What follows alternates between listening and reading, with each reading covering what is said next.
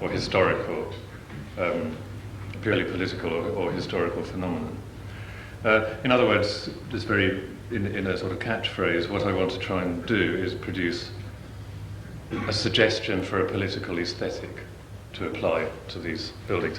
I mean, that's an immensely ambitious sort of thing to do, and it's been tried lots of times before, and I'm not sure this will necessarily work, but at all events, my proposal is to do essentially two things. First of all, to identify what it is, the kind of area we can say is the statement made by a building. What is it that the building is offering as its component in history? In other words, not necessarily, or at least I would exclude in that the things that the building bears as a kind of framework, a clothes horse for explicit statements. Not so much that, but what is it in the pure language of the building itself, the language and poetry of the building, in one of Wren's phrases, which Simon quoted just now. What is the language and poetry of the building, the specificity of its architectural discourse, as opposed to the political phenomena which may be glued to it. For example, if you have, those of you who've seen the original printed programme for this, or the printed programme which was sent out a couple of weeks ago, on it is the spire, the steeple of St George's, Bloomsbury, the church just around the corner from here. And there is, at least on the face of it, a very clear political, there are very clear political icons, objects adhering to the steeple. The representation of King George on the top of the steeple, and the lion and the unicorn elements of the royal arms gambolling around the bottom part of the steeple. Those, incidentally, of course, were removed by the Victorians. But at all events, the steeple presents itself as something which appears to have a strongly explicit political kind of message. Now, that's not, in the first instance, the sort of thing that I'm interested in, because that's in a sense too obvious. The building is appropriating another kind of discourse. It's appropriating a set of explicit political messages, rather than, as it were, integrating them into the specific aesthetic discourse of the building itself. I mean, there's rather more to be said about that, but I'll say that at the end. So in the first instance, then, I'd like to approach this separating off the express political gestures. In other words, what is it in the building which speaks from itself aesthetically, rather than which acquires things from elsewhere? The second theme that I would want to address, and here obviously I make my position, I am making assumptions here. In fact, I'm afraid you'll have to regard all of what I say as to some extent a set of conceptual leaps, because I haven't got time to nail up all the transitions. But my assumption is that it is worth identifying the political characteristic of an aesthetic discourse, so to speak. I mean, you may feel that this is pointless, or that there is no homogeneity, if you like, of the political discourse, such that any particular statement could be identified with it or inserted into it. But I'm assuming that there is a homogeneous kind of political discourse, and that the particular utterances of particular buildings can be put into it. Now, that raises the question then of what is the political sphere, what is the political discourse into which this kind of building could be inserted? And it's at this point that I want to say something about the general theme of legitimation, and to take on also some of the things which Paul Hurst was saying this morning in relation to Carl Schmitt.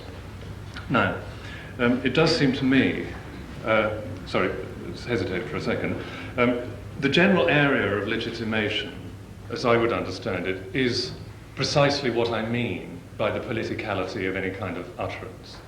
In other words, a statement is, in the widest sense, political to the extent that it invokes legitimacy. to the extent that it invokes the possibility of being politically legitimated. Politically, in that sense, legitimated by the public sphere. These also are leaps in a sense. But what I'm saying is that the political significance of a statement is not obviously reducible simply to whether it was Whig or Tory or socialist or capitalist or something like that. In other words, it's not a party political matter. It's something which relates more, I suppose, to the metaphysics of community. The public sphere is the metaphysics of the community, or the public sphere grounds itself in people's understanding of it in the metaphysics of community. I mean, what it is, in some fundamental sense, to coexist. And legitimacy is being grounded in the public sphere in that sense. Now, the question of legitimacy as addressed by Carl Schmitt is precisely about that sort of thing. What sorts of political events are legitimate in that they are grounded in some true and authentic and apt appropriation of the deep metaphysics of community? I mean, what's legitimate is something which does that, is the decision, if you like, the decisive moment of the Carl Schmittian ruler. That is somehow the self-expression of some authentic voice in the public, in the community. And inauthenticity or illegitimacy in this sense, that for Carl Schmitt, the kind of interminable babble of bourgeois democracy, parliamentary democracy, that is illegitimate precisely because it doesn't bring to visibility the deep metaphysics of public coexistence. I mean, this is my reformulation of Carl Schmitt. He doesn't say things like that, but hang on a moment.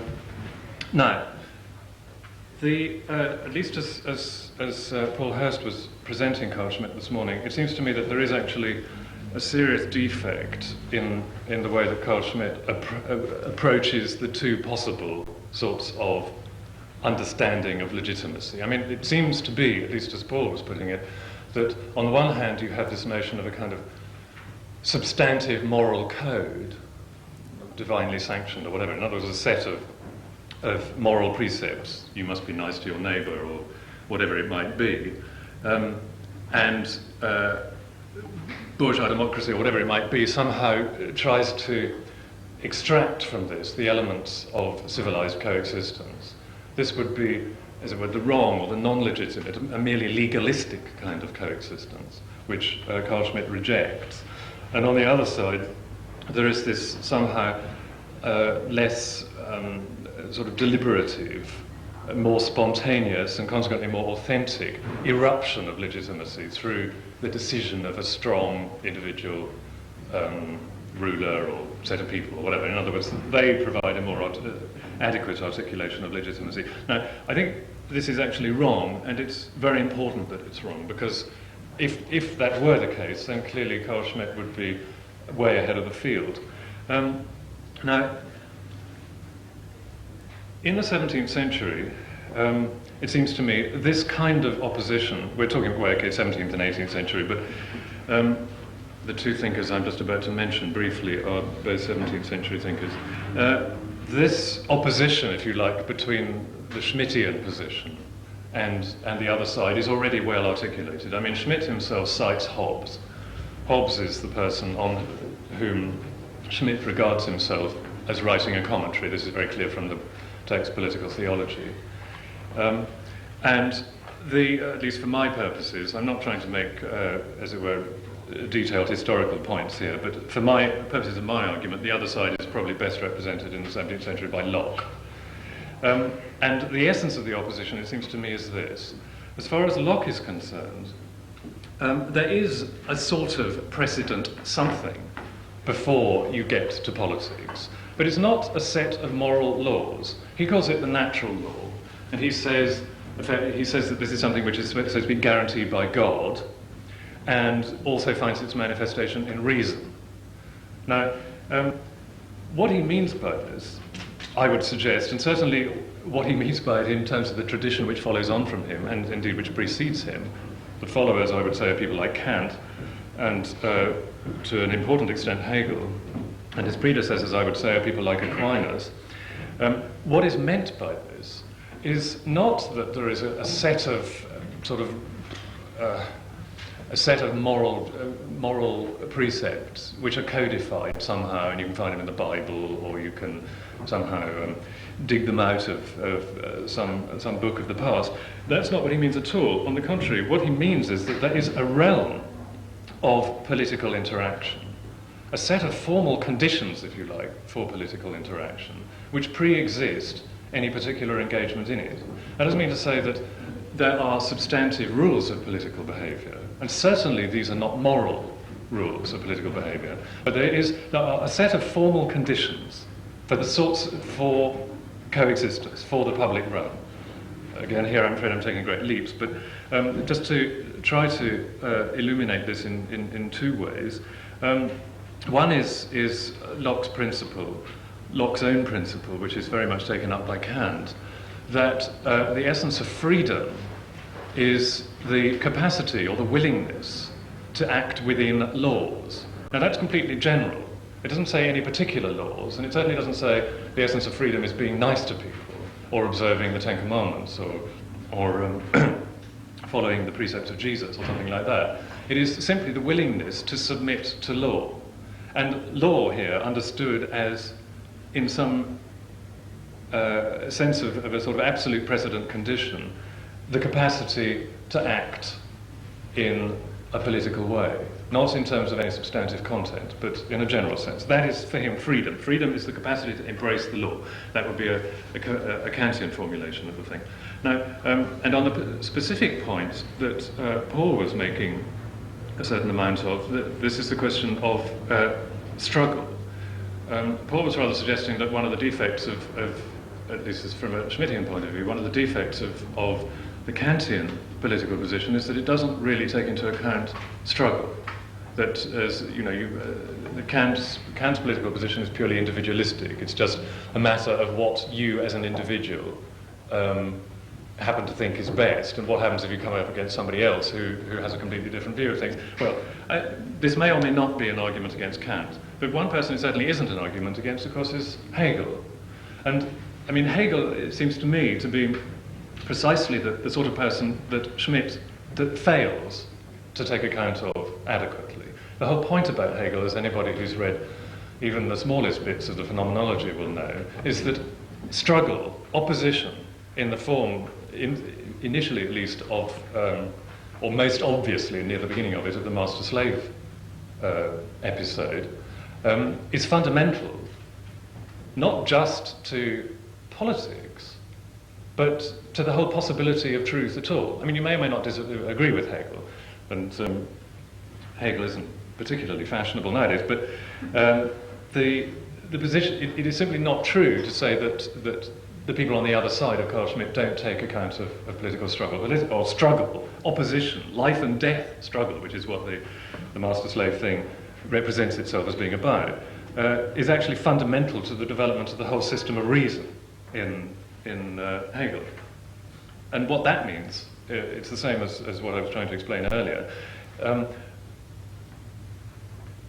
Struggle is part of the precedent conditions altogether for human life. And it is already included in concepts like natural law, basically. That is my suggestion. I'm not going to take that any further now because it's not really an argument that I'm trying to establish. But that would be sort of an answer to Schmitt. Now, I'm more interested really here in the public realm vision represented by the other side. I mean, as a matter of contrast, I think probably people like Wren, and I'll give you a couple of images of this later. As a matter of contrast, I think people like Wren probably would adhere to the notion, to the Lockean notions of the sort of precedent conditions. But the person that I'm mainly interested in on this occasion is Hawksmoor, and he very much falls into the other camp as far as I'm concerned. Now, what is the other camp from my point of view, or from the Hobbesian or Schmittian point of view? It seems to me that there are two essential elements to this which Paul did bring out. I want to emphasize them a bit. The first is the notion of the exception.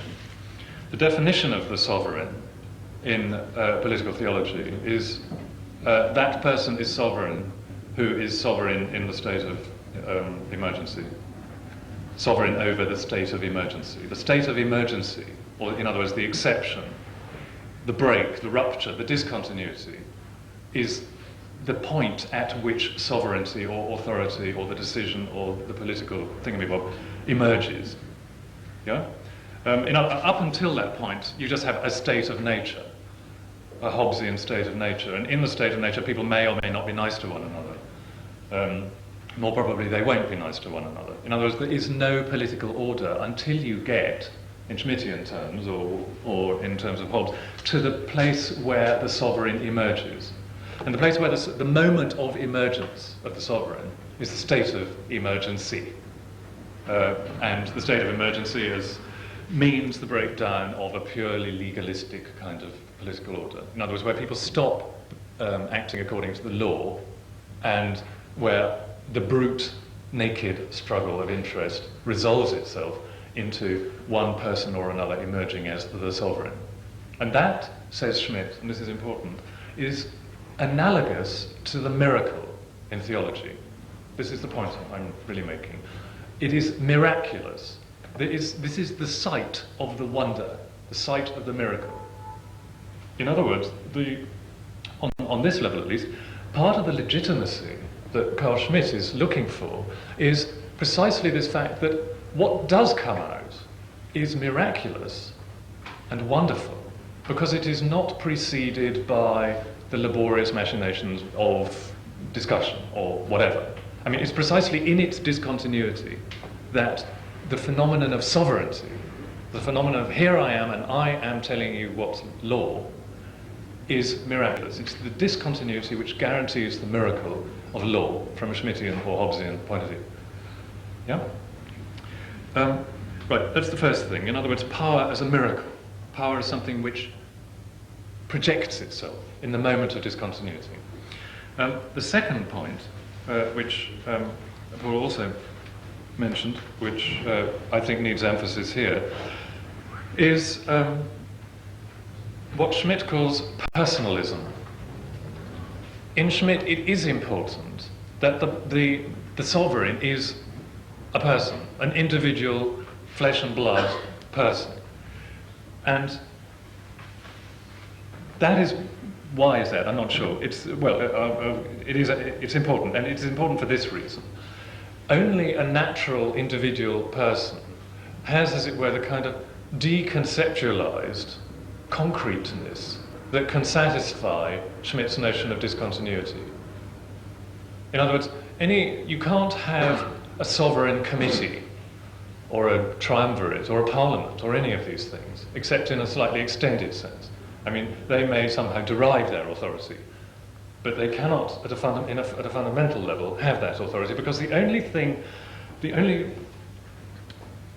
phenomenon which bursts from the state of emergency is the single flesh and blood ruler. This isn't just a matter of, Schmitt thinking positively about people like Hitler. I mean, Hitler, I suppose, to some extent, basks in the legitimation given by this notion. It is the simple individuality, the flesh and bloodness. I'm not going to tell you why I'm doing this, I'm just bloody well doing it. That phenomenon of authority that for Schmitt is very important. I mean, this too is a part of the political tradition. I mean, in Tridentine Catholicism, it's identified by the notion of the scrinium pectoris, which is a way of explaining how the Pope, as an individual, comes to have authority. The scrinium pectoris literally means the cabinet of the chest, and in other words means that the cabinet, the capacity for decision, is completely absorbed into the flesh and blood of the Pope. The Pope, as an individual, flesh and blood person, is the person who takes the decision, who carries the can, who ultimately exercises sovereignty, and for that reason, incidentally, is infallible. I mean, I'm not saying this is an aspect of Catholicism generally, but it's that theme in that point, at that place, which is taken up again by Schmitt. in the notion of the personalism, as he calls it, of political authority. Now, this is important. Both of these things are important for my theme, as a way of explaining the sphere into which these buildings, in my argument, are putting their utterances. The 17th century, just to extend this, has also been discussed by Walter Benjamin in his book on 17th century German drama as an era, or at least as a point at which melancholy comes to the fore. The point about melancholy, as Benjamin explains it, as an aspect of the 17th century attitude towards the public sphere, it operates on various levels. I mean, obviously, in an immediate level, the point about melancholy is quite simply that it is grief at the tragic shortness of human life and its brutality, nasty, brutish, and short, etc., in Hobbesian terms. And it expresses itself, in Benjamin's terms, in the sort of seemingly unending butchery of the drama at a period. I mean, the stage is littered with bodies at the end of the Jacobean tragedy, or Hamlet, or whatever it might be. That's the sort of obvious sense of melancholy. The more profound sense of melancholy, I think, we could define precisely as melancholy at the fleshliness of all human things. Just as the sovereign ultimately is just flesh, so too all human legitimacy is rooted in mere flesh, mere individual flesh too. Ultimately, in terms of this melancholic view of the world, we are a set of unrelated, unstructured individuals, incapable, so to speak, of extending ourselves into any kind of immortality, of building any sort of Tower of Babel, as it were, to take us towards heaven. The inexorable pull of human life is in the other direction, not upwards in the tower of rationality, but downwards into the ground, into the grave, the place where everybody, even sovereigns, in their fleshliness, will ultimately disappear. That's what melancholy is about. And this is not an affirmation, it's not pessimistic. It's an affirmation of what, as far as Benjamin is concerned, of what is the true nature of legitimacy in that period, or for those people.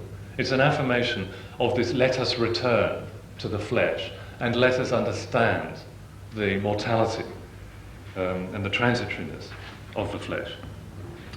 Right, now with those handles, I'm going to show you some slides and hope that I can tie the thing up a bit.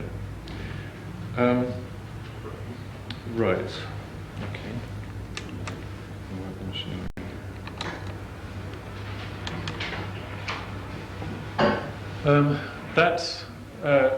That is the, in case you don't know, that is the steeple of St George's, Bloomsbury. That's one of the Georges on top. The new, as Simon was saying, the new, as it were, sort of Whiggish dynasty. And around the bottom, but now removed, are where the lion and the unicorn once were. They are represented frolicking around, not only on the front of the programme, but also in Hogarth's Gin Lane. I mean, Hogarth, among other contemporaries, was bemused and amused by these figures prancing around the bottom of this edifice.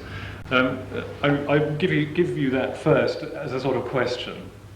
I mean, what exactly is the meaning of this distinctly strange edifice, and something which, even without its lion and its unicorn, intuitively looks a little bit odd. I mean, okay, you can say it is a citation of the mausoleum of Halicarnassus, etc., but it seems a strange sort of agglomeration of not particularly beautiful or harmonious bits and pieces And it seems aggressive in its citation of apparently rather arbitrary citation of historical themes. I mean, on top of the mausoleum bit, there's another sort of sacrificial altar thing that the robed Grecian figure in his turn is standing on. Anyway, I'll say some more about that in a moment. This too is another example of what I was saying about, as it were, explicit political symbols. This is the interior of Christchurch Spitalfields. The interior, as you've seen it, you'll know the interior of the church is still being renovated, so it's pretty chaotic. But you can see up on top of this, the chancel beam, is the Royal Coat of Arms, a very large and dominating kind of image. I mean, that again clearly is a sort of explicit. It's a sort of notice, you know, like a kind of, you could almost pin it up as a piece of paper, saying, well, whatever it might be saying. In this context, probably, if you want to be a public official of this epoch, under Whig governments, you have to. Actually, I'm not quite sure about the theology of this, but at all events, you have to be a practicing member of the Anglican Communion. And the Anglican Communion acts both as a sort of theological, ideological processing operation, and also as a straightforwardly political one. But what I'm suggesting to you is that those arms, in a certain sense, are just placed upon the building without the building necessarily exhausting itself in that particular utterance. Okay. Now, what I want to say more generally about these churches, the churches, as Simon indicated, the 50 new churches were projected by a Tory regime, although actually only built under a Whig regime, largely. And they are the sort of second wave in that great period of church building in the latter half of the 17th century and the beginning of the 18th century. The first wave is the rebuilding of London after the fire, and that is mainly associated with Wren. And those churches are to a large extent in the city. And I would argue, again, I mean, these are sort of perhaps rather sweeping generalizations, but I'll give you a couple of more specific images in just a second. But it could be suggested that Wren's churches in the city are, if you like, replacing, or he would understand them, I suppose, as replacing necessary sites of collective debate, of collective discussion, situated among the new institutions of capitalism. I mean, it is this period which sees the foundation of the Bank of England and the growth of Lloyd's Insurance and the stock market and all this kind of thing. It's the beginning of the explosion into modern capitalism of certainly this country and probably Europe in general. And if you like, Wren's churches, the early ones before the end of the century, are servicing that need, and they are distributed in the city for that purpose. By contrast, Hawksmoors churches are around the outskirts to a greater extent. And it is at least arguable, I think, it's sort of it was implied a little bit in what Simon was saying, that Hawksmoors churches are a kind of, where the Wren churches are servicing what is understood as a need of the polity as it exists, Hawksmoors churches are going out a sort of cultural imperialism amongst the working populace of the East End, to a large extent. I mean, most of the most significant Hawksmoor churches are in the East End, in relatively poor areas at that time.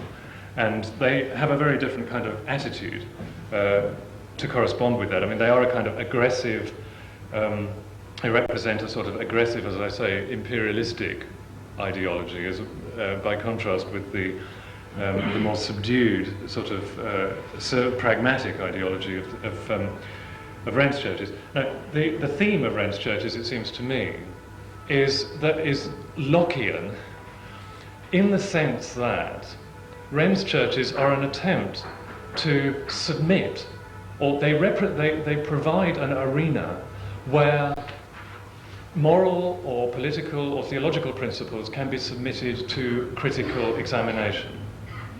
They don't in any sense reveal things. They say, come along and discuss them. And the model for that, I mean, in a phrase, again, on Wren's phrase on St Mary Le Bow, the model for it is, in fact, an analogous building is a courtroom. And Wren's phrase, a lightsome hall of justice, a lightsome hall of justice, is a precise identification of the sort of subliminal function that Wren's churches have in this area. Okay, now this one is not actually a city church, but it more or less indicates the sort of thing I mean. That's St James's Piccadilly. And it's, I'm sorry, it's a bit dark. But the point that I'm making is that, and you'll see that the contrast in a moment, that the altar is not significantly recessed, and it's not really recessed at all. And the business of the church happens out in the front, where everybody can see what's happening. And this is emphasized and amplified by what Wren calls the auditory character, the auditory structural character of the church. That is to say, the invitation it gives to listen. It is possible to accommodate in this sort of church a great number of people in the congregation who are all fairly close to the scene of activity and can hear what the priest is doing down in the front. These galleries all the way around, that obviously is just the north side, the gallery all the way around enables the church to accommodate a large number of people who can critically observe the goings-on in the church. And in that respect, it's the same kind of architectural model as a courtroom. I mean, a courtroom is a place where people are invited in, not, I mean, in theory at least, not in order to be sort of browbeaten or hectored or anything like that, but in order to witness the doing of some kind of true execution of justice. And courtrooms too, by and large, have galleries and are, as far as possible, relatively small, like the House of Commons as well, I suppose. These are auditory buildings where everybody can hear what's going on, and, as it were, submit within the lightsome hall of justice what's going on to criticism. Okay, that's another example. Again, this is a pretty lightsome hall of justice. That is actually an American colonial church, so chronologically speaking, it's slightly off, but it's in Pennsylvania. It's about 1750, I think. But that, again, is an example of this, of the openness, and in a certain sense, the intimacy with which the congregation crowds in upon the dealings at the front of the church. And the altar is merely a sort of direction, a table at one end of the building, rather than having any more substantial function. Right, now, if Wren's churches are courtrooms, Hawksmoors churches are adopt the other analogy of the 17th century in secular building, which is the theatre. Hawksmoors buildings are theatres in all sorts of ways, and the particular way in which they act as theatres is that they have a stage. They have bits which the audience can't see, or can only see in a slightly attenuated way, so that the actors or the manifestations of the theatre are protected from the critical gaze of the audience. They simply emerge from the bowels of the building. That's another shot of Christ Church, which emphasises the extreme darkness at the far end of the building, the far end of the chancel, behind the chancel beam, behind the sort of exclusionary gate surmounted by the coat of arms, is extremely dark, not just in my photo, but as a phenomenon. In other words, the stage, or the source of representations, is cut off from the body of the church. And although, I mean, there were galleries in Christchurch and they've been taken down, but the point is neither the galleries nor the floor of the church actually penetrate into the so to speak, the stage area.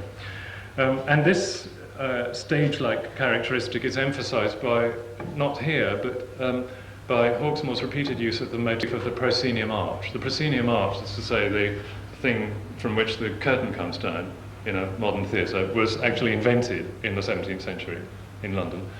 And Hawksmoor adopts it wholesale for his framing for altars.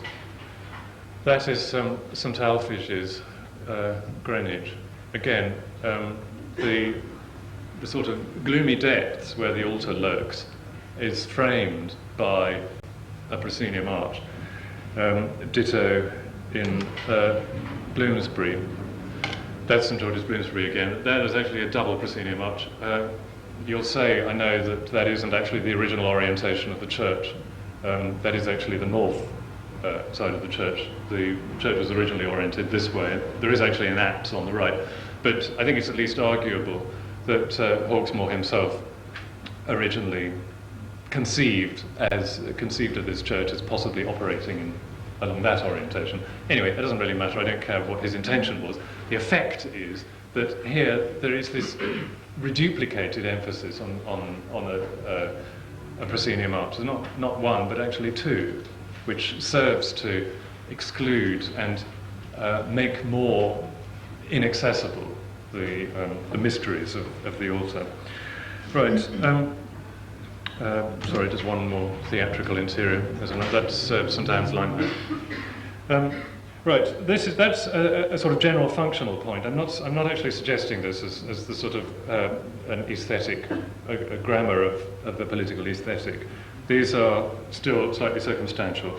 The second point that I would make about Hawksmoor's churches, which again to some extent follows from the brief that he was following, but the second point is this point I've already made, that he is the extremely aggressive stance of the church exteriors. I mean, a lot of Wren's churches in the city, for example, or for that matter St James's, Piccadilly, have an extremely modest exterior, both in terms of the building materials. I mean, St James's, Piccadilly is just brick.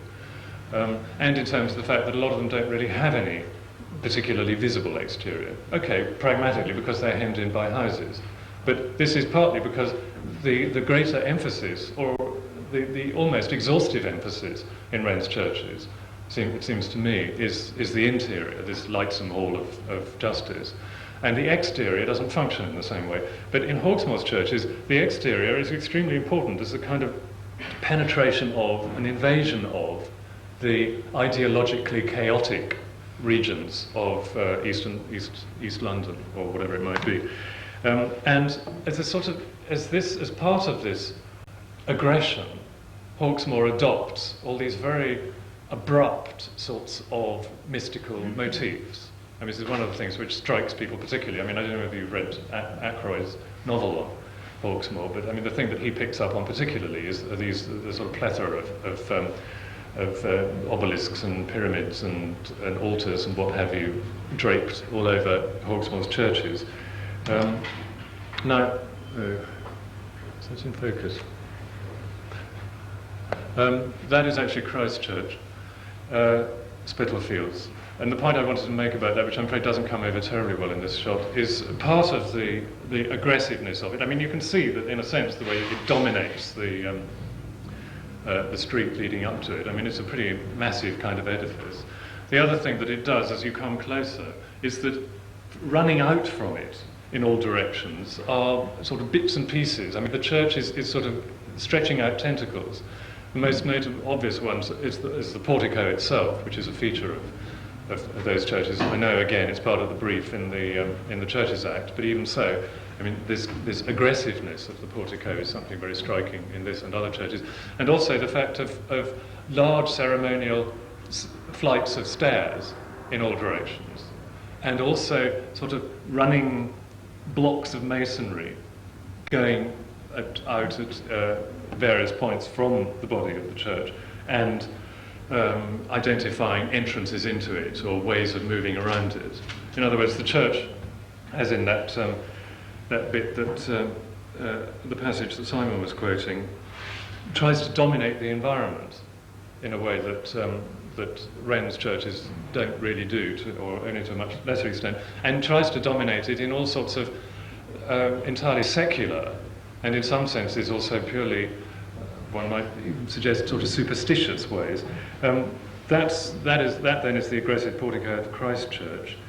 Here is a sort of obelisk-y steeple. That's St. Luke's Old Street.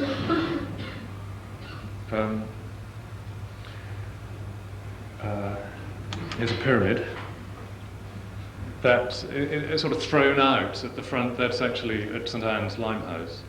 The pyramid, it's like a sort of, as it were, almost an infectious bit of masonry leaking out from the church itself and sort of creeping into the surrounding residential districts. They're completely obscure. There is a text on that, and no doubt it has an entirely guaranteed meaning. But to me, it's enigmatic, and probably to most contemporaries, or certainly to the people living around there, this would have been an entirely enigmatic piece of masonry somehow threatening them. And and the other point, and again, this is beginning to fit in a little bit more with what I was saying about the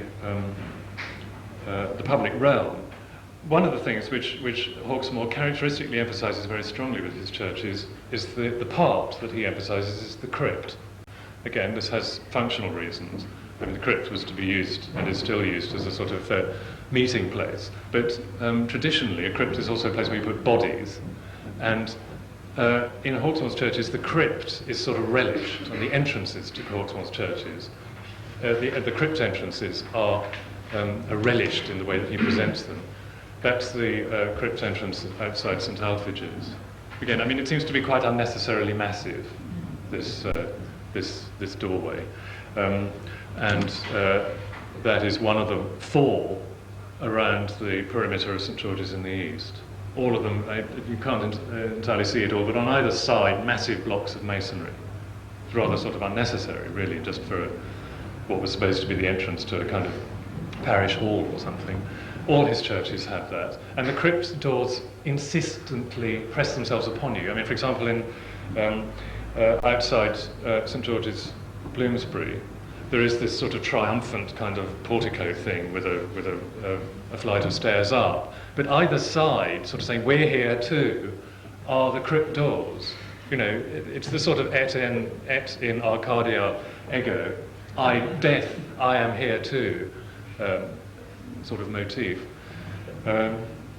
Right. Now, that is, as it were, the easy bit. The difficult bit, and I'm not going to be very long with this, even though it is a difficult bit, is trying to explain what I think is the characteristic vocabulary of Hawksmoor's churches, and the thing that really links them in, more than what I've just been saying, which is circumstantial, links them in with the attitudes towards the public realm. And for that, I want to adopt a fairly simple sort of opposition between the notion of structure and the notion of matter. And from this I'm drawing on a tradition which could roughly be identified with Nietzsche, and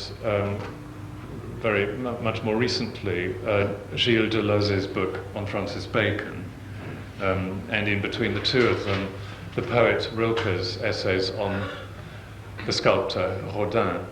Now, the point about this vision of the way material objects talk, or three-dimensional art objects talk, the distinction between structure and matter is articulated in various ways. The way that Rodin, the way that Rilke describes it or works upon it is the notion of the surface. Now, as far as he's concerned, the crucial thing about Rodin's sculpture, let's have a look at one, is that it is all surface. There is no structure to it. It's simply surface. This is the surface of stone. It's stone. It is a surface which is emerging from roughness, unformedness, into a little bit of formedness. In other words, or one of the images which Rilke uses is of the ripple of water, or the way in which we recognise the pattern of a leaf, say in sand or something like that. What he's trying to express is that ultimately there is no depth to things, there is only surface. There is no causal relation between structures behind surfaces and the surfaces themselves. There is simply form which flips across the resistant surface of matter. As in here, for example, there are some rather better Rodin structures, sculptures, which show this a little bit better, which are almost entirely rough-hewn stone, but with little bits of features sort of poking out of them. What Rilke says is happening here is this ultimate priority of matter. It's the stone which matters, and across the stone is this feature, this thrown citation of something else, a sort of careless, not a structural or a causative or a sort of interventionist kind of thing, but simply a citation of something else, just as the pattern in the sand cites the falling leaf, or the ripple in the water cites laughter across somebody's face, or something like that. Right. Now, there is, I think, in Deleuze's book on Bacon, attempts a similar thing. He says, his distinction, I don't really know it, his distinction is between, he's talking about Bacon's use of meat, hung, bloody meat, as a theme. And according to Deleuze, the point about meat is that it makes visible the falling apart of structure, and which is the bone, and mass, which is the flesh. And for him, Deleuze argues that for Bacon, it's in this sort of deconstruction in meat, or whatever it might be, and which is followed in various other ways in his portraiture. It's the separation between the underlying structure and the meat, the flesh, this coming away, this peeling away, which reveals something in a far more satisfactory way than the simple, as it were, the everyday assumption that the outside is merely the reflection of a structural causative form inside. Okay, I mean, I'll have to leave it there, otherwise I shall take too long. But it's this distinction between, again, what Deleuze calls a trait or a feature, and or the character of form as a mere feature, that, in my view, is quite important. Now, the point about the feature is, as I say, that it is this rather arbitrary citation of things. Structure is cited as a conceit, as a pattern, as a notion which flits across the solid matter of the building. Structure is not something which is celebrated for its own sake, as in, for example, maybe, I don't know, classically in a sort of early Gothic cathedral or something like that. I mean, you don't have structural elements exposed saying, look at the triumph of this vault. I mean, wasn't it clever of us, or wasn't it clever of the human community to be able to produce this incredible soaring nave, or whatever it might be? And you can see the elements of structure. Or even, I suppose, in the sort of purer use of the classical orders. I mean, the point about the classical orders, in a sense, is to say, look, here we are, we're supporting something. Hawksmoor abandons all that, or at least he subverts it. He tries to, what he does with structural elements is to treat them as conceits, as features, as things flitting across the surface, rather than as actual structural features. I mean, one of the obvious aspects of that is his use of the keystone surmounting the top of a window opening. That's the north exterior of St George's Bloomsbury, around the corner, and you can see all the way along the bottom those absurd keystones along those windows. I mean, they're not significant windows anyway, they're sort of crypt windows, I think. And above them are these massive keystones. I mean, it's partly because the building is so dirty that they stand out like that, but even so, I mean, they have a quite disproportionate, a non-functional, disproportionate, parodistic kind of role on that elevation. And, you know, whatever, as it were, the true structure of that piece of masonry is, it's not represented as such. There's no celebration of it. There's merely this kind of offering of elements which would elsewhere have been structural as a conceit, as a feature. Yeah? In other words, in Deleuze's metaphor, the flesh has been torn from the bones and is adopting its own sort of non-structural, whimsical, creative sorts of shape. I hope you roughly follow what I'm saying. I can't go into this in detail. Here's another, and it's not only keystones, but I mean Hawksmoors keystones are fun. Here's another one, which is, again, I mean, this one is sort of completely lost its structural function because we're not actually supporting any masonry above it at all, because there's that is actually a ledge. It's bursting up above its ledge. So, I mean, whereas the keystone, I suppose, technically, structurally, you know more about this than I do, is stopping the wall above collapsing into the window opening.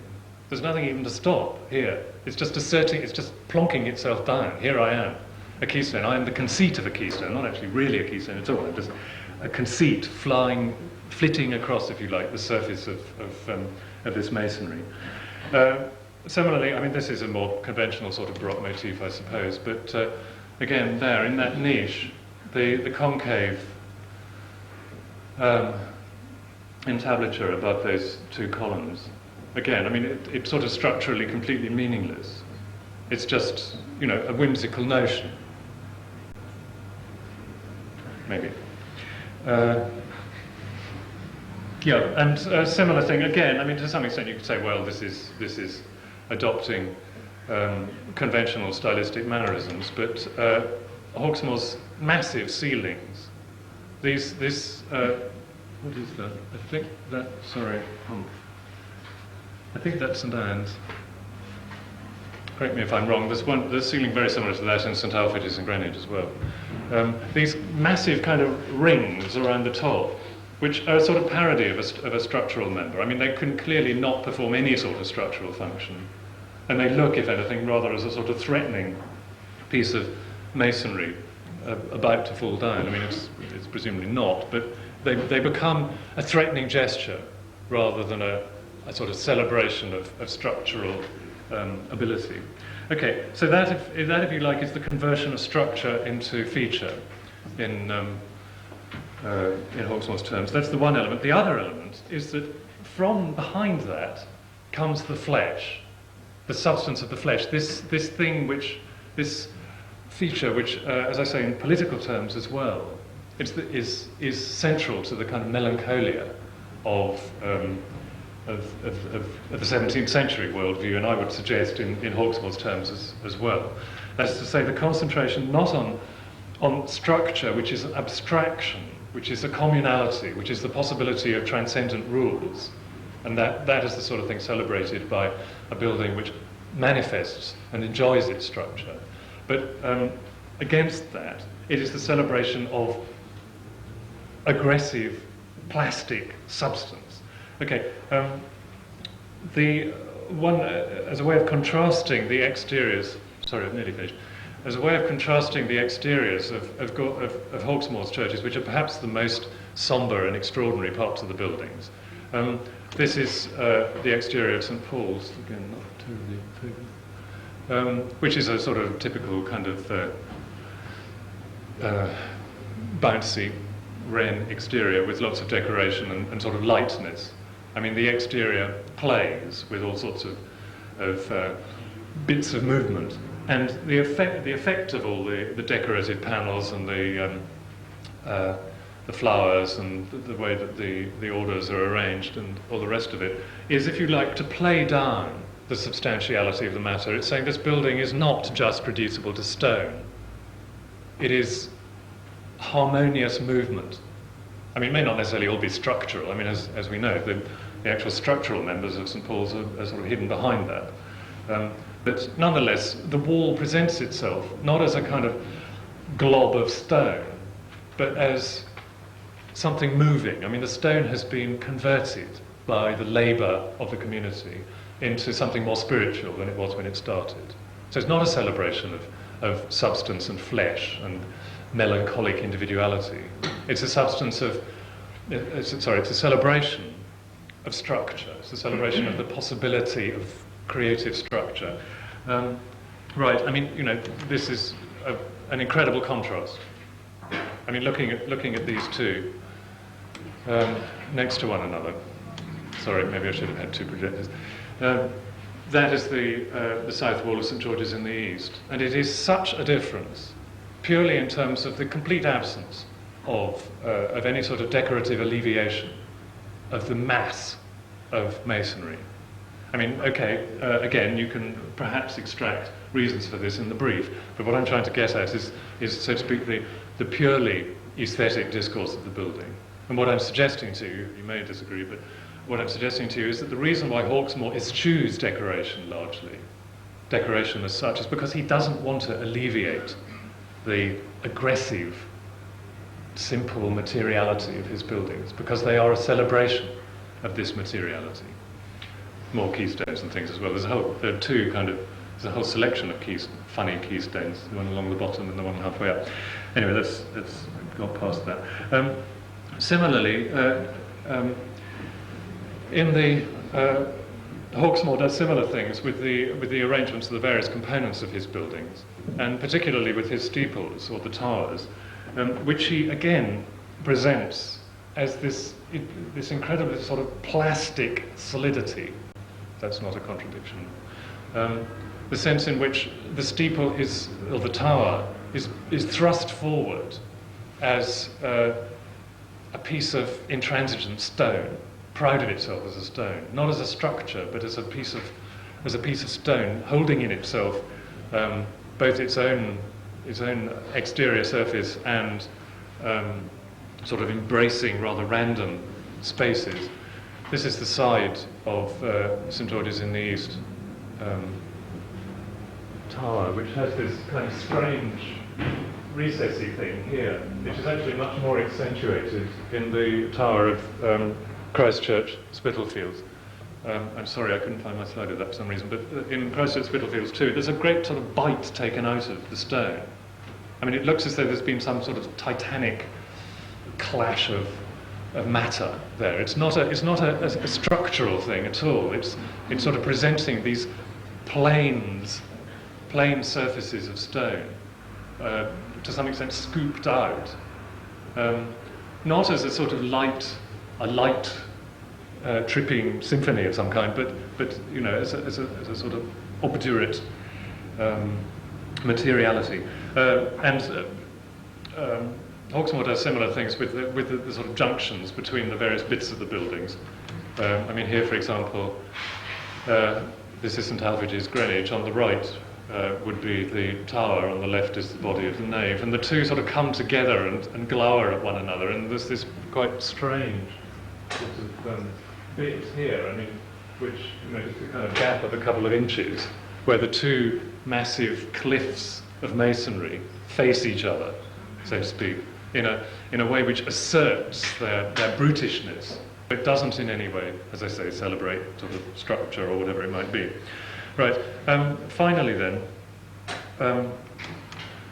to revert to the mausoleum around the corner, it seems to me, in fact, that although this is, in a certain sense, and certainly chronologically, is an affirmation of the triumph of Whiggish constitutionalism and the new Hanoverian dynasty and all the rest of it, it seems to me that in many respects it is actually a parody of that. That the gambolling lion and the unicorn around this thing are, in a sense, affirming the futility and the silliness of all these royal crests. I mean, you cannot actually, by means of some overall fiat, homogenize structurally a community. The essence of the community is the simple life and death of its ruler. And a ruler who, as this one does, sort of is represented as some kind of Grecian abstraction, is not the kind of ruler that a Tory church really is looking to. The kind of ruler that kind of church is looking to, I would suggest, is the sort of melancholic, fleshly, mortal being who is envisaged by the 17th century political theorists, and who, in a certain sense, I suppose, retires from the stage at the end of Hawksmoors churches into the crypt as the kind of final concluding act of the sort of revelation of power that would happen in this kind of church. Right, thank you.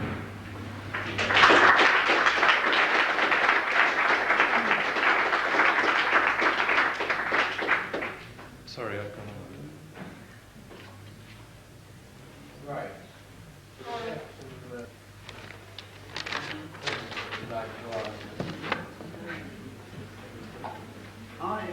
I wrote an article recently about Lloyd's building in London, which I called The Invisible Hand, because I tried to draw some comparisons between its what I took to be its representation of the market as a homeostasis, using the means of servicing and ducting as a demonstration, a Baroque demonstration of homeostasis. And I came to the conclusion that there were some historical sort of parallels or analogies, similarities with Hawksmoors. I wondered if you might just follow that. What, talking about the... Brian, I'm afraid I hadn't read your article. So I just wondered if it rings any kind of bells with you in any way at all. The Lloyd's building and Hawksmoor. Well,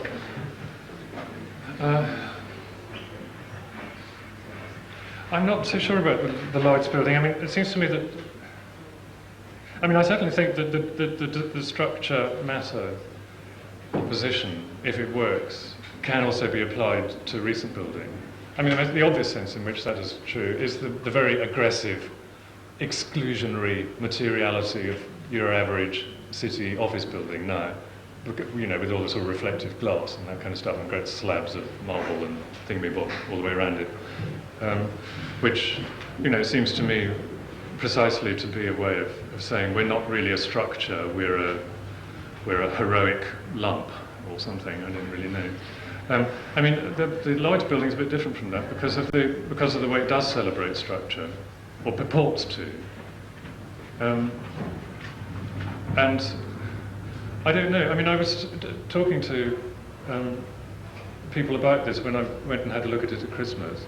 I mean, I don't know because I'm not an architect, but it's interesting. I mean, this conceit of using structure or purportedly structural elements and sort of thrusting them forward where they're not in fact structural elements seems to me to be a characteristic of some of this. I mean, I don't think that applies, does it, to the Lloyd's building, because most of those structural elements are precisely what they look like. But somebody was telling me, maybe somebody else knows something about this, there was the Hong Kong Shanghai Bank, in fact, exhibits a whole lot of stuff which isn't actually nearly as structural as it pretends to be. Is that true? It's quite likely to be. But in any case, it doesn't need to exhibit them. And in any case, the pieces don't necessarily have to be as demonstrative as they're being made to be. In as far as one can say that, one might speak of a Baroque functionalism. Yes. Yes. In the sense of a contradiction in terms. Yes. Well, yeah. It sounds an interesting point. Let's talk about it afterwards. Unless you wanted to expand on it now, because I can't.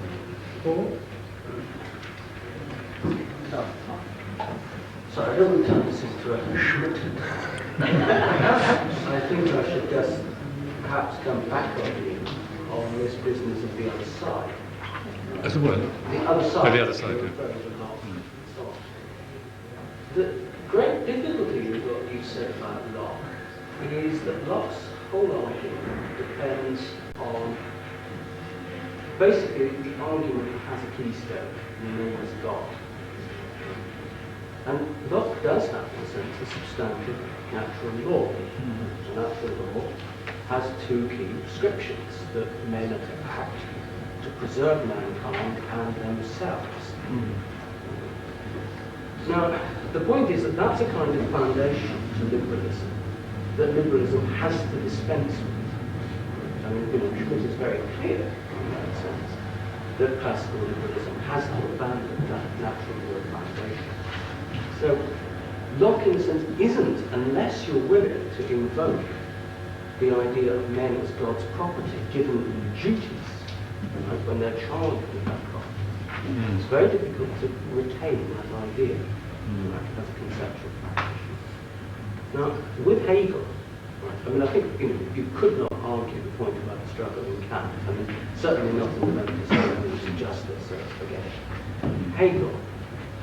Hegel has three things going on which make the issue of struggle less interesting than it might seem.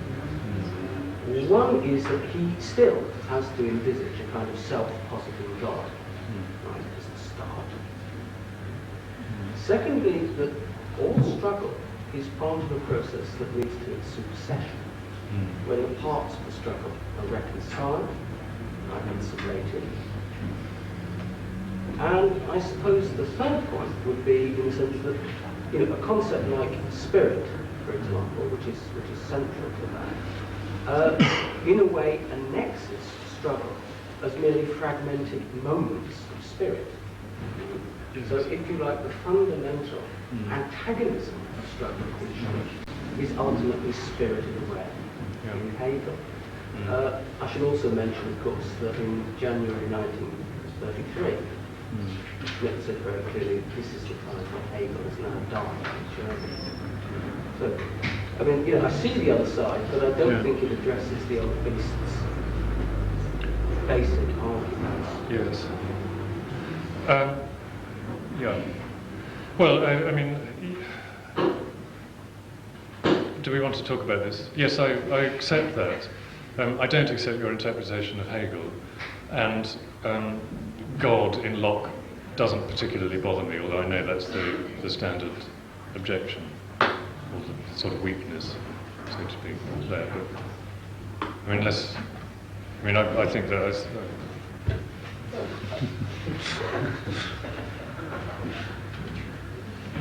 Thank you. Sorry, thank you very much. We've had to have just a slight alteration of plan due to some internal mechanics.